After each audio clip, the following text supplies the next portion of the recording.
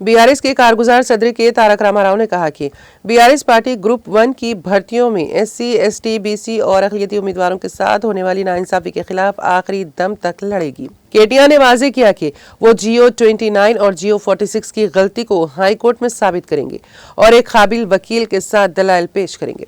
KTR ने तेलंगाना भवन में मीडिया से बात की। उन्होंने कहा कि ग्रुप 1 के उम्मीदवारों की जानिब से उनकी पार्टी के लीडरों आरएस प्रवीण कुमार और दासुजू श्रावण ने ग्रुप 1 के 10 उम्मीदवारों के साथ सुप्रीम कोर्ट में अर्जी दाखिल की। कपिल सिब्बल ने उनकी दरख्वास्त की तरफ से मजबूत दलाइल दिए। सुप्रीम कोर्ट ने दरख्वास्त मुस्तरद नहीं की। आज इम्तिहान है, इसीलिए इस वक्त रोकना दुरुस्त नहीं। सुप्रीम कोर्ट ने हुकूमत को हिदायत की है कि वो उस वक्त तक नताइज का ऐलान न करे जब तक हाई कोर्ट ग्रुप 1 के उम्मीदवारों की जानिब से दायर रिट पिटीशन पर फैसला नहीं लेती। केटीआर ने कहा कि सुप्रीम कोर्ट ने भी कहा कि मुकदमे की जल्द समाअत की जाए और इंसाफ किया जाए।